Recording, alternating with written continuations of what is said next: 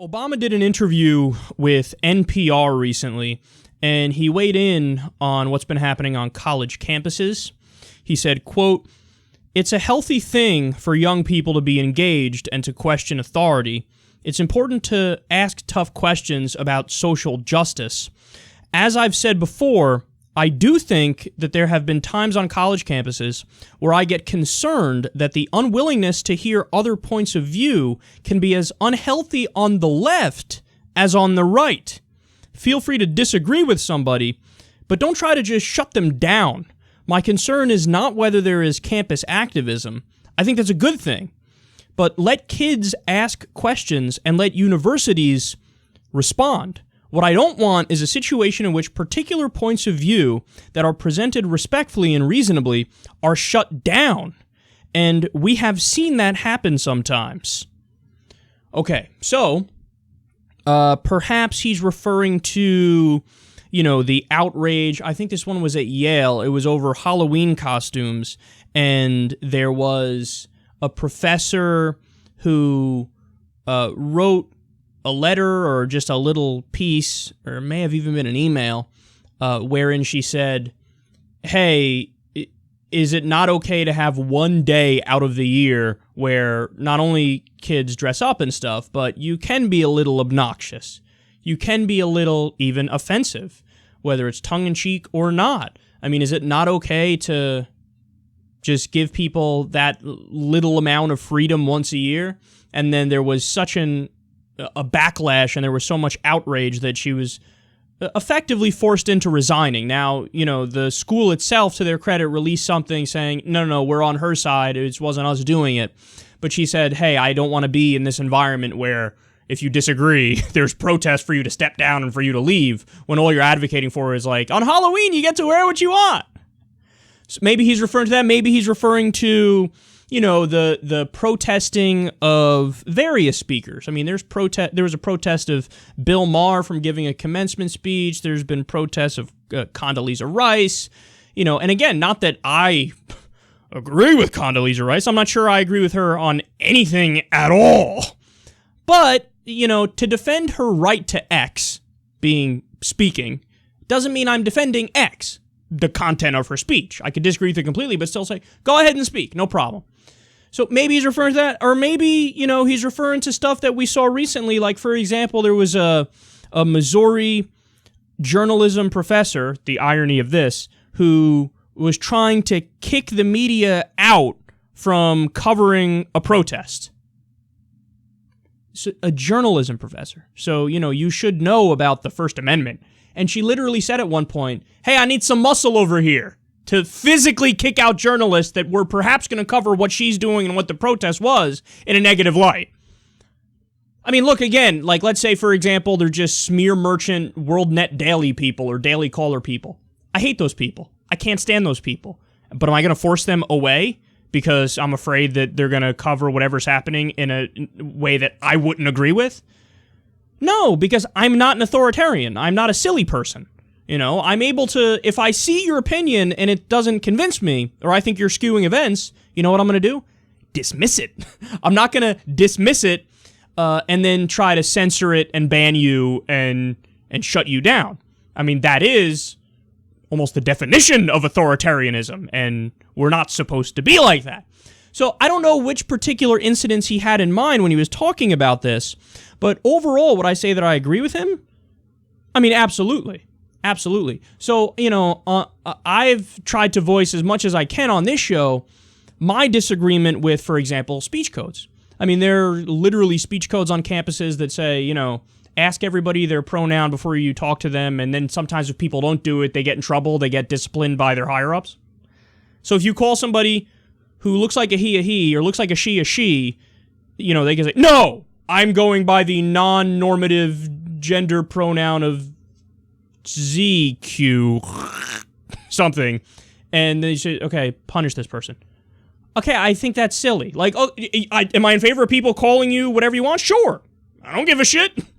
If you want to be called King Buttfucker, I'll call you King Buttfucker. I don't care. But if somebody screws up or doesn't necessarily get it, if you want to fire them or you want to protest and kick them off campus or censor them or ban them, No, see, then you become the bad guy. So I'm against all the speech codes, and I'm consistent. I'm against speech codes across the board. When the right-wingers try to censor speech, you bet your fucking ass I'm against that as well. I'm against, we've spoken about safe spaces. College is supposed to be an area where we challenge ourselves intellectually. You should want people to disagree with you on college campuses so you can have discussions, have debates, and reach a conclusion and a consensus or not. Or you walk away going, hey, my ideas were better, that person's ideas sucked, but at least we spoke about it and everybody heard us out. I'm against the idea of microaggressions. When people, act like you said something that was low-key offensive. Dude, I don't even care if you say something that's high-key offensive. If you want to broadcast your own bigotry and stupidity to the world, be my guest. Because you know what's going to happen? More people are going to come to my side. Where I say, I don't like that guy. I think that guy is a racist. I think that guy is a bigot. Fuck that guy. But when you take microaggressions or even macroaggressions, and you're like, I will now use this to put you on a list and try to kick you off campus or something along those lines, then again, you've gone over the top and then you've become the bad guy, and you're going to make people who are principled, who believe in free speech, defend people who are perhaps bigots. And we don't want to do that. I speak about it all the time, man. Like the KKK marching through I think it was Skokie, whether it was a Jewish town or a black town or just a minority town, the KKK wanted to do a peaceful march through that town. The ACLU took the case of the KKK. The ACLU hates everything that the KKK stands for. But what they said is they have a right to say it. Stop trying, you can't just kick them out because you don't like the content of it. The same thing applies everywhere on college campuses. It should apply even more than anywhere else because this is the place of ideas and concepts. But, we've gotten to a point where people say, you did a microaggression against me, and now I'm so outraged that I'm going to try to take action against you. Don't become the bad guy. Don't become authoritarian in your response. If somebody's wrong, whether micro or macro level, tell them they're wrong. Debate it with them. Have a conversation with them. Don't try to use force. Don't try to use, an actual punitive system to come down against them. That doesn't make any fucking sense, man. So I don't know specifically what Obama's referring to when he says this, but unfortunately, I do think that's true. And by the way, guys, I don't want to try to make a false equivalence here. Like he said, on this specific issue, the left on college campuses can be as bad as the right. I think that's true. But don't get it twisted. That doesn't mean that, Democratic politicians are out of control and the far left politicians are as bad as the far right politicians. No. You want to know how we disprove that? Listen here. Is Bernie Sanders equally as crazy as Rick Santorum? No. I rest my case. Thank you. So it's not the same thing. Let's just not get this twisted because we're talking specifically here about the issue of free speech and free expression. That's it. That's it. You want to talk about economics? The right wing is wrong, the left wing is right. You want to talk about war? The right wing is wrong, the left wing is right. You go down a list of issues. You want to talk about policy-based social issues. Gay marriage, marijuana, things like that. Again, mostly there, the left is right, the right is wrong. So don't take this and then, try to pretend like my argument is, I agree with the right wing. No, fuck the right wing. I can't stand the right wing. And they're authoritarians in their own right in similar ways, too. 57% of Republicans in the country literally want to get rid of the Constitution and put in Christian biblical law. Okay, I'm against that. 50% want to ban Islam. I'm against that. That's stupid. But we need to be principled across the board here.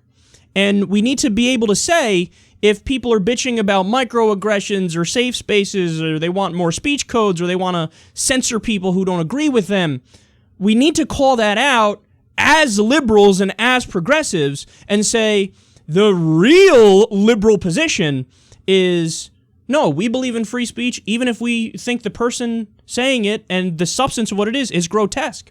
I mean, I can't tell you how many times I've brought up this quote on the show, but it's been said in one variation or another by Voltaire and Oscar Wilde and Noam Chomsky and you name it. the idea of I don't agree with what you say, but I'll defend to your death, but I'll defend to death your right to say it. Or if you don't believe in freedom of speech for those who you disagree with the most, you don't believe in it at all. As the Amazing Atheist said, I believe in free speech, but is now the new, I'm not racist, but. And what usually happens when somebody says, I'm not racist, but, and then they go on to, but them niggers sure need to get their shit together. Okay, you're a racist. You're a racist.